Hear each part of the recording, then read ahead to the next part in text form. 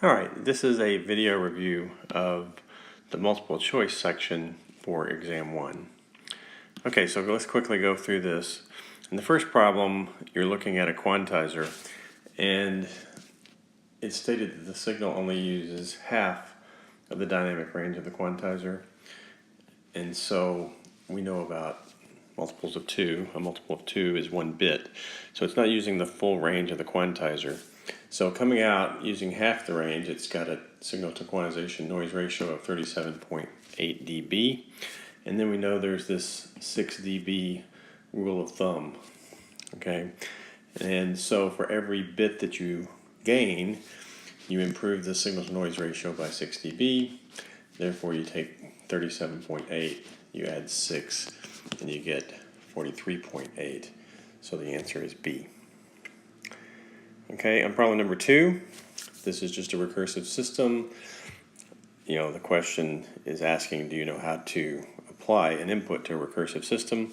So what we're doing here is we're applying an impulse function, a delta function, and so just plugging in the first few values, you see the pattern that develops, and so here the answer is D. Okay, number 3, we're talking about a more practical A to D converter.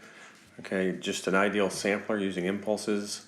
Impulse functions don't exist, so ultimately you have to use some type of approximation of that. Usually it's a rectangular shaped sample and hold type of approach. Okay, so if you use sample and hold, what we found was that the frequency response gets attenuated, right, by a sine x over x factor.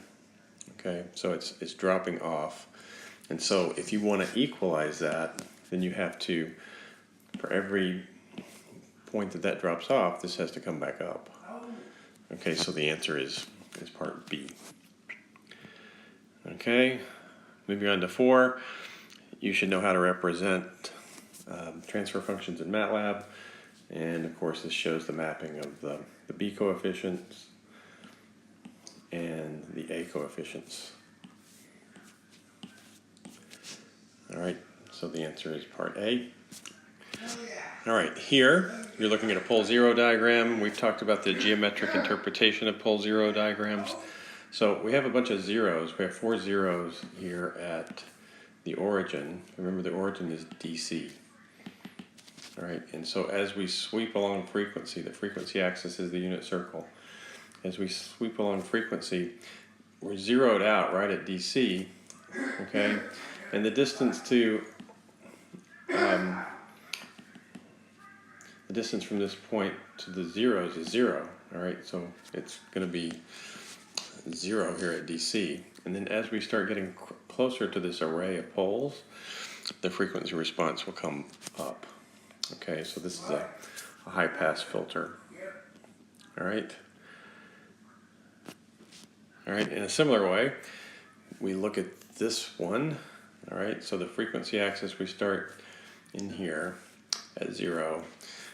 When we're right in here, around 0, the distance to the, it's harder to imagine this, but the distance to all the poles divided by the distance to the zeros, I'm sorry, I got that backwards. The distance to the zeros divided by the distance to the poles is roughly the same.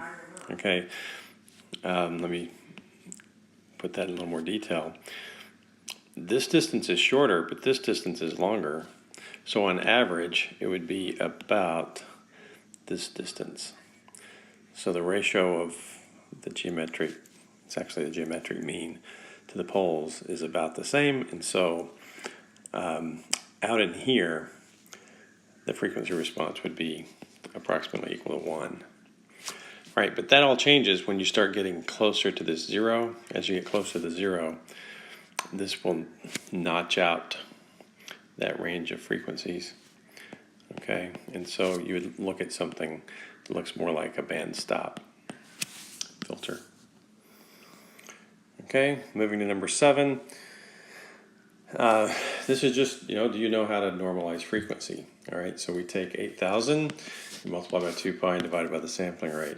Okay, so a sinusoid that's 8,000 hertz in the continuous time is 0.8 pi in discrete time. Okay, so the answer on that one is C, doing that calculation. Okay, we talked about early in the course different sound effects, reverb. The difference between reverb and echo is the role of the A and the B. So under A, you would have y of n minus 0.8 y of n minus 2000 is equal to x of n. So this is the audio that's driving the system, and then we have this feedback 2000 samples later, a feedback of the output that goes right back into the new output. So we talked about in class that that's a reverb kind of effect. Okay, another thing we talked about was echo.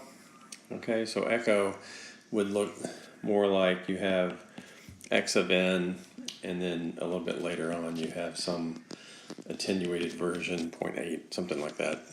In reality, it's probably much less, but x of n minus, say, 2000.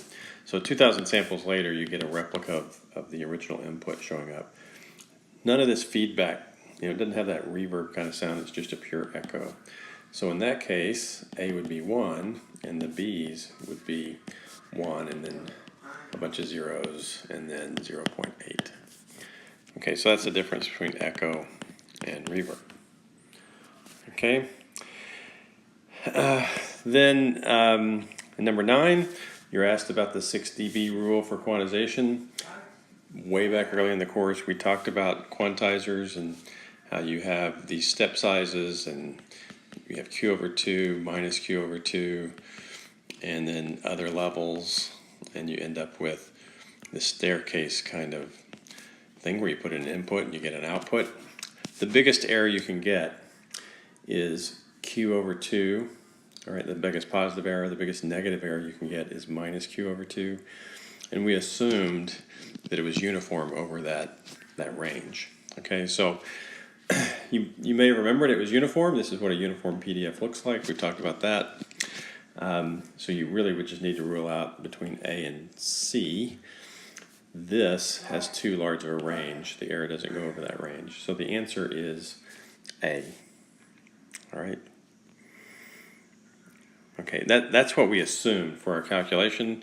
By the way, for certain types of inputs, this assumption might not be true. In fact, I think if you looked at speech, the quantization noise would look more sort of exponential falling off. Okay. Anyway, just this is what we used for our calculations. All right. Next, I wanted you to be able to take a definition of a digital discrete time system and plug in a signal and get an output. All right, so we did this one with the median. The delay factors here weren't really essential for finding the answer here. What you needed to do is just find the right set of numbers.